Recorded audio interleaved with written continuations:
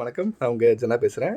இப்ப என்ன கதைன்னு பார்க்க போறோம்னா, நம்ம அக்டோபர் மந்த் வந்து 10த் அன்னைக்கு நம்ம கங்குவா படம் ரிலீஸ் ஆகுற மாதிரியான அப்டேட் வந்திருக்கு. அந்த டேல தான் நம்மளோட சூப்பர் ஸ்டாரோட வேட்டையன் படமும் ரிலீஸ் ஆகுற மாரி வந்திருக்கு. அப்டேட் குடுத்துருக்காங்க. பட் அஃபிஷியலா இன்னும் கன்ஃபார்ம் ஆவல. அதுக்கு பத்தியான ஒரு அப்டேட் என்னன்றத பார்க்கலாம். நான் ரஜினி சாருக்கு போட்டியா? ரிஷப் பரிட்சையே வேண்டாம். ஞானவேல் ராஜா வந்து ஒரு பகீர் கலப்புற மாரி ஒரு விஷயத்த சொல்லியிருக்காரு. தமிழ் சினிமால வந்து இனி வரும் மாதங்கள்ல வந்து அடுத்தடுத்த முன்னணி நடிகர்களோட படங்கள் வந்து ரிலீஸ் ஆகுற மாரி இருக்கு. இதன் காரணத்தினால வந்து ரசிகர்கள் வந்து மாபெரும் எதிர்பார்ப்பில் இருக்காங்க. சமீபத்தில் வந்து நம்ம கோட் படத்தோட ட்ரைலர் வெளியாகி ரசிகர்கள் வந்து ஒரு நல்ல வரவேற்பு கிடச்சிருக்கு. அதே மாதிரி தான் நம்ம சூர்யா சார் நடிப்பில் வெளியான கங்குவா திரைப்படமும் ட்ரைலர் வந்து சூர்யா சார் ரசிகர்களை வந்து ரொம்ப கொண்டாட்டத்தில் ஆழ்த்திருக்கு. இந்த படத்தோட பட்ஜெட் வந்து 350 க்ரோஸ்ன்னு சொல்கிறாங்க. இதில் வந்து ஞானவேல் ராஜா தான் இயக்கியிருக்காங்க.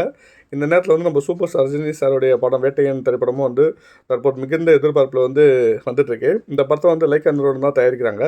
நேற்றைய தினம் இந்த படத்தோட எதிர்வரும் அக்டோபர் 10ஆம் தேதி வெளியாகுன்ற மாதிரி விஷயங்கள் வந்து அறிவிச்சிருக்காங்க.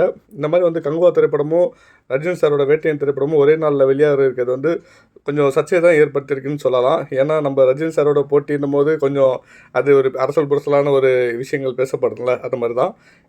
இந்த நிலையில் வந்து கங்குவா படத்தோட தயாரிப்பாளர் ஞானவேல் ராஜா வந்து ரஜினி சார் படம் வந்தால் நாங்கள் போட்டியா எங்கள் படத்தை விட்டால், அதாவது இந்த டைமில் எங்கள் படத்தை விட மாட்டோம், அது ஒரு விஷப்பரிச்சையே வேண்டான்ற மாதிரி சொல்லியிருக்காரு. மேலும் ரஜினி சார் படத்தோட உணர்வு ரீதியாகவும் சரி, தொழில் ரீதியாகவும் சரி, நான் மோத மாட்டேன். ஏன்னா நான் பிறந்த நாளை கூட என் கோயிலுக்கு போகிறத விட ரஜினி சார்கிட்ட போயிட்டு அவருடைய ஆசீர்வாதம் பெறது தான் எனக்கு அவ்வளோ பெரிய சந்தோஷமான விஷயம். நான் அவரோட போட்டியாக நான் இது வரைக்கும் எதையும் நான் பண்ண நினைக்கல. இந்த படமும் அந்த மாதிரி இருக்காதுன்னு சொல்லியிருக்காரு. கண்டிப்பாக இது ரொம்ப உணர்வுபூர்வமாக தான் இருக்குது. கண்டிப்பாக இது என்ன நடக்குதுன்றதை நம்ம வெயிட் பண்ணி அதை பற்றி என்னன்றதை பேசுவோம். Thank you all.